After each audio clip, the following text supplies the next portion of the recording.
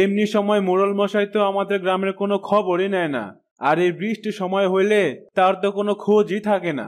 তাকে যে কেন গ্রামের সবাই মোড়ল বানাইলো উপরওয়ালাই জানে। এখানে বকবক করে আমার মাথাটা খাস নে তো। এই, কে কোথায় আছিস? ওকে বের করে দে তো। দেহি একটু বাজারের দিকে যাই, কম দামে কোনো মাছ টাছ পাওয়া যায় কিনা দেখে আসি। আচ্ছা ঠিক আছে মা, তুমি মাছের কাবাব বানাও, আইসা সবাই মিলে গরম গরম মাছের কাবাব খামো। কি একটা সময় আইলো কৌত গিন্নি, এই বর্ষার দিনে ঠিক মতো কাজেও যাইতে পারতাছি না, আর কাজে না গেলে খামো কি কৌত? ঠিকই বলেছ তুমি, উপরওয়ালাই জানে কতদিন এইরকম থাকে, ঘরেও তেমন খাবার নেই। তুমি কোনো চিন্তা করো না বউ, ঘরে যা খাবার আছে আজকার মতো চালায়া নাও, আমি না হয় বাইরে যাইতাছি, দেখি কোনো কাজের সন্ধান পাই কি না। আমি বলি কি, অন্য কোথাও না যে এই দুর্যোগের মধ্যে একবার মোড়ল মশাইয়ের কাছে যাও, সে কোনো কাজ দিতে পারে কিনা। তুমি মন্দ কও নাই বউ। আচ্ছা ঠিক আছে, আমি বরং মোড়ল মশাইয়ের বাড়ির দিকে গেলাম। তাহলে তুমি বের হও, সাবধানে যেও, আমিও রান্না বসাই, না হলে ছেলে মেয়েগুলো আবার খাবারের জন্য কান্নাকাটি করবে। ছাতাটা দেও, বাইরে তো বৃষ্টি হইতাছে। এই নাও ছাতা, সাবধানে যেও, বাইরের যে অবস্থা, তাড়াতাড়ি বাড়ি চলে এসো। রতন কাজের জন্য বাড়ি থেকে বের হয়ে পড়ে, আর মাঝপথে রামুর সাথে রতনের দেখা হয়। রতন দাদা নাকি? তা কোথায় যাওয়া হইতাছে এই বৃষ্টির মধ্যে? আর কই যামু দাদা কও তো, আমগো মতো গরিবের একদিন না কাজ করলে কি আর খাওন জোটে? দেহি কোনো জায়গায় যায় কোনো কাজ কাম পাই কি না, এর লেগে এই বর্ষার মধ্যে বাইরে হইলাম। এই বৃষ্টির দিনে তুমি কাজ কোথায় পাইবা দাদা? আকাশের যে অবস্থা দেখতাছি, মনে তো হয় না বৃষ্টি আর কমবো। যাওয়ার তো একটা জায়গা আছেই, মোড়ল মশার বাড়ির দিকে যায় দেখি কোনো কাজ টাজ পাই কি না। হাসাইলা দাদা, তোমার কথা শুনে হাস মুনা কানমু বুঝতে পারতাছি না। আমি আবার এনে হাসির কথা কি কইলাম? তুমি আমার এই কথা কেন কইতাছো? এমনি সময় মোড়ল মশাই তো আমাদের গ্রামের কোনো খবরই নেয় না। আর এই বৃষ্টির সময় হইলে তার তো কোনো খোঁজই থাকে না। তাকে যে কেন গ্রামের সবাই মোড়ল বানাইলো উপরওয়ালাই জানে। তুমি হাসা কথাই কইছো রামু দাদা, যাই তারপরে একটু যাইয়া দেখি কোনো কাজ পাই কিনা। যাও তাইলে, দেখো কোনো কাজ কাম পাও কিনা, আর সাবধানে যাইও। আমিও বাড়ির দিকে রওনা দেই, আকাশের অবস্থা তেমন ভালো দেখতেছি না।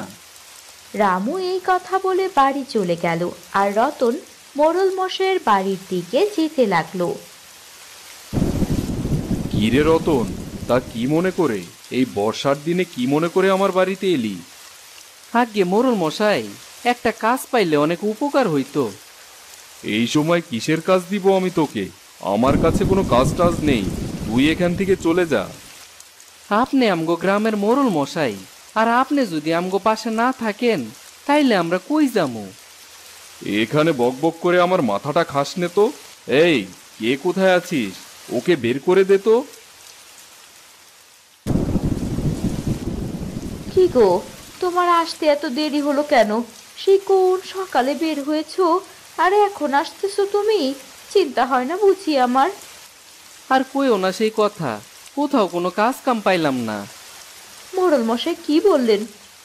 আমি তো আগে আন্দাজ করতে পারছিলাম তার কাছে যায় কোনো কাজ হইব না। আচ্ছা, তুমি হাত মুখ ধুয়ে আসো, আমি তোমার জন্য খাবারের ব্যবস্থা করছি।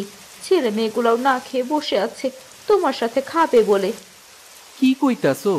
অগরে এখনো না খাওয়ায় বসায় রাখছো? বেলা কত হইছে দেখছো একবার? আমি কি করব, ওরা যদি না খায়? তোমাকে ছাড়া ওরা খাবেই না বলছে। আচ্ছা ঠিক আছে, তুমি খাবার আইনা দাও। এই বলে ছায়া খাবারের আয়োজন করতে চলে গেল।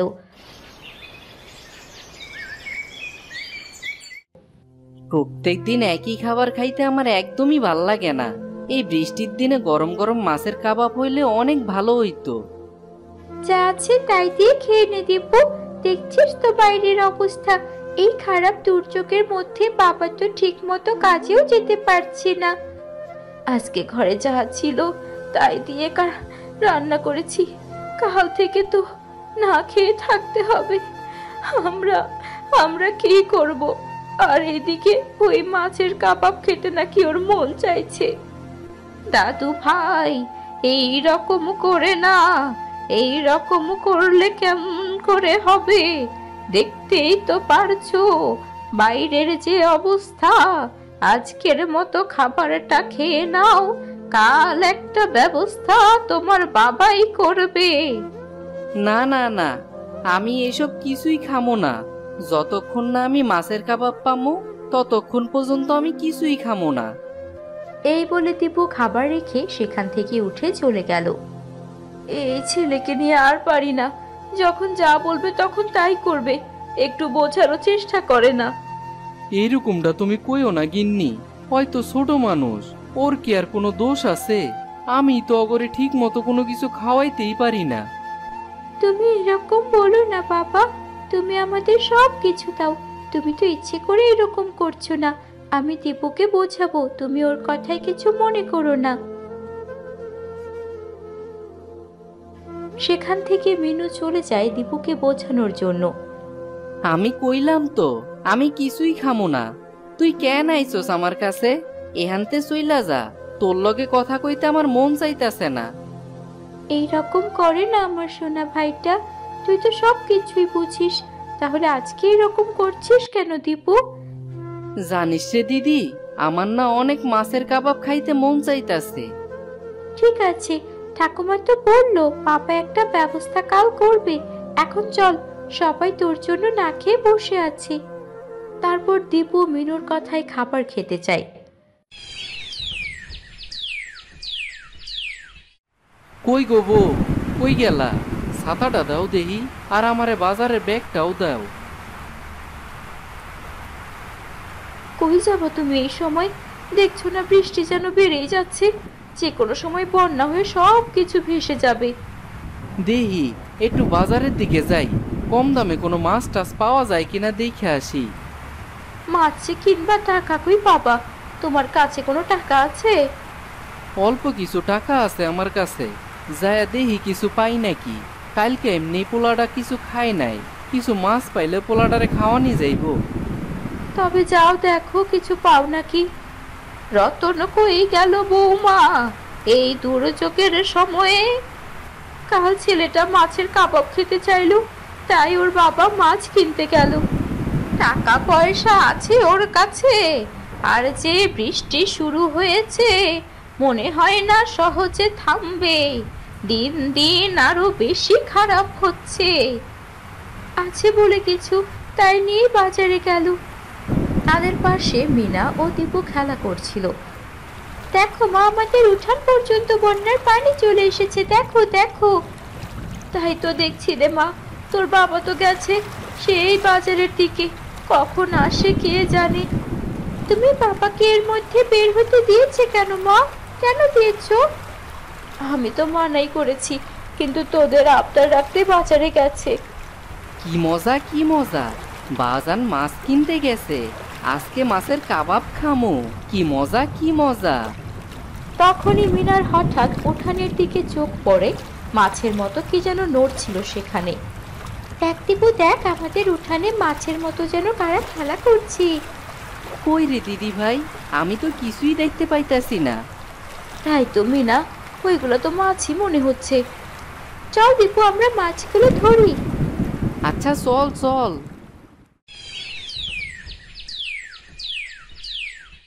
তারপর মিনা ও দীপু দুজনে তাদের উঠান থেকে অনেক মাছ ধরে। কত বড় বড় মাছ, সবাই দেখো, আজকে অনেক মজা হইব আমগো। এই বৃষ্টির দিনে গরম গরম মাছের কাবাব খাইতে পারমু। হ্যাঁ ভাই, শুধু মাছের কাবাব খেতে পারবো না, আমরা অনেক মাছ পেয়েছি। এই মাছগুলো বাজারে বিক্রি করলে অনেক টাকা পাবো, তখন আমাদের আর কষ্ট করতে হবে না।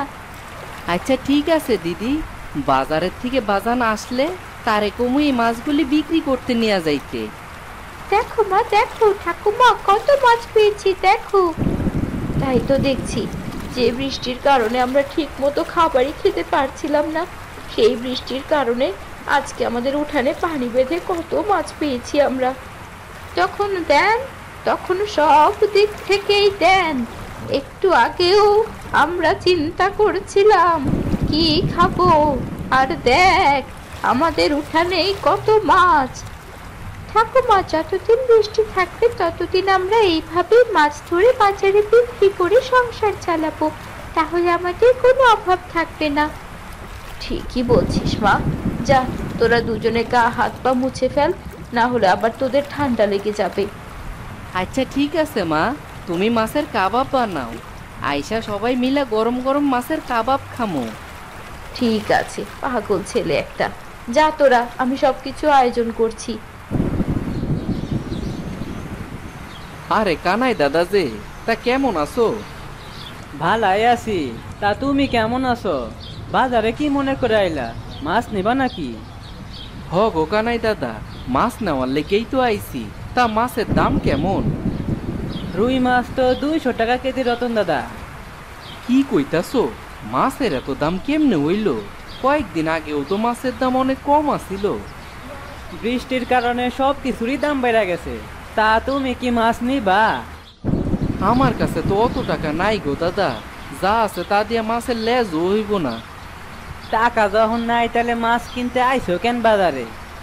তুমি তো জানোই আমগো অবস্থা, এই বৃষ্টির মধ্যে কোনো কাজ কামি করতে পারতাছি না। টাকা পয়সা কেমনে থাকবো কও? টাকা পয়সা যখন নাই তাহলে এই বৃষ্টির মধ্যে বাইরে হইছো কেন শুনি? পোলাটা কাল রাইতেই কইতাছে মাছের কাবাব খাইবো, তাই ভাবলাম নিজের কাছে যে কয়টা টাকা আছে এই টাকা দিয়ে মাছ কিনা নিয়ে আসি। কিন্তু এখন বাজারে তো আইসা দেখতাছি অন্য কিছু, সব কিছুর দামই অনেক বাইরে গেছে। তা পোলা ডারে বুঝাইতে পারো না? গরিবগর মতোই খাওয়ান খাইতে হইব। এত বড় লোকদের মতো খাবার খাইতে কেন চাই ওরা? এরকম করে কেন কইতাছো? গরিব বইলা কি আমগো কিছু খাইতে মন চায় না? কানাই দাদা, আমারে কিছু মাছ ধারে দিবা, আমি নয় পরে ধার মিটায় দিমু। না বাপু, আমি পারবো না। আজকে তোমার ধারে মাছ দিলে কালকে তোমার খোঁজই পাউন যাইব না। তুমি এখন যাও তো। সেখান থেকে রতন চলে আসে। হায় হায়, এখন আমি কি করমু? পোলাটা কত আশা কইরা আছে, আমি তো কোনো মাছও কিনতে পারলাম না। কি করা যায় এখন? রতন এইসব মনে মনে বলতে বলতে বাড়ির দিকে চলে যায়। তুমি আসছো? সেই বের হইছো কখন, আর এখন আসলা?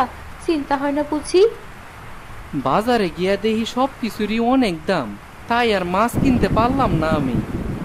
অত চিন্তা করো না তো তুমি। যাও দেখি, তুমি হাত মুখ ধুয়ে আসো। সবাইকে আমি গরম গরম মাছের কাবাব খেতে দিচ্ছি। বউ, মাছ কই পাইলা? ছায়া রতনকে সব কিছু খুলে বলে। তুমি চলে যাওয়ার পর আমাদের উঠানে বন্যার পানিতে ভরে যায়, আর সেই পানিতে মাছ আমাদের উঠানে চলে আসে। এটা তুমি কি কইতাছো বউ? হ্যাঁ বাবা, এই দেখো কত মাছ। আমরা দুই ভাই বোন মিলে সব মাছ ধরেছি। যতদিন বৃষ্টি থাকে ততদিন এইভাবেই আমরা মাছ ধরে বিক্রি করব। তাহলে আমাদের কোনো অভাব থাকবে না বাবা। আমার চোখরে তো আমি বিশ্বাসই করতে পারতাছি না, আমগো বাড়ির উঠানে এত মাছ হইব। আসলেই উপরওয়ালা চাইলে সবই পারে। আর বেশি কথা কইও না বাজান, চলো আমরা দুইজন মিলা মাছগুলি বিক্রি করে আসি, তারপর না হয় সবাই মিলা মাছের কাবাব খামো। চলো। হরে বাজান, চল, তাড়াতাড়ি চল।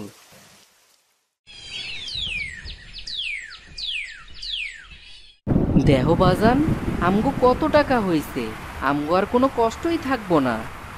হরে বাজান, তুই ঠিকই কইছস, এখন তো আর আমগো কোনো কষ্ট থাকবো না। চলো বাবা, মা মনে হয় মাছের কাবাব বানায়া ফেলছে, এখনই বাড়িতে গিয়ে মজা করে কাবাব খামু। আচ্ছা চল রে বাজান। দুজনে মাছ বিক্রি করে বাড়ির দিকে রওনা দিল। কই গো বউ, কই গেলা? আমগরে খাইতে দাও। আহা, মাছের কাবাবের গন্ধে আমার খিদা তো আরো বেড়ে গেল, তাড়াতাড়ি খাইতে দাও মা। তোরা হাত মুখ ধুয়ে আয়, আমি সবার খাবার দিচ্ছি। তারপর সবাই খাবার খেতে বসে যায়। আহা, কি মজা! এই বৃষ্টির দিনে মাছের কাবাব খাইতে আমার অনেক ভালো লাগে। বেশি করে খারে বাজান, তোর মনে যা চাই তাই খা। বাবা, আমারে তুমি ক্ষমা কইরা দাও, সেদিন তোমার লগে ওইরকম করা আমার ঠিক হয় নাই। ক্ষমা কেন চাইতাছস রে বাজান? তুই তো কোনো অন্যায় করস নাই, অন্যায় তো করছি আমি তো তোকে শখ মিটাইতে পারি না, এটা তো আমারই দোষ, তুই কেন ক্ষমা চাবি? বাবা, তুমি এমন কথা বলো না, তুমি আমাদের সবকিছুর শখ পূরণ করতে পারো। হ বাবা, দিদি ঠিক কথাই কইছে, তুমি এরকমটা কইও না। তবে উপরওয়ালা মনে হয় আমগো উপরে খুশি হইছে, তাই আমগো দিকে তাকাইছে, নাইলে এরকম অলৌকিক ঘটনা কেন হইব? আমারও তাই মনে হয় গো। তবে এখন থেকে আর কোনো কিছুর অভাব থাকবে না আমাদের। নে নে, আর বেশি কথা বলিস না। মাছের কাবাব ঠান্ডা হয়ে গেলে খাবি কি তোরা? ঠান্ডা হয়ে গেলে কিন্তু ভালো লাগবে না। ঠিক কথাই কইছো ঠাকুমা। আহা, কি মজা! এই বৃষ্টির দিনে গরম গরম মাছের কাবাব খাওয়ার মজাই আলাদা। এইভাবেই রতনের সব অভাব দূর হয়ে যায়। তারা সুখে শান্তিতে বসবাস করতে থাকে।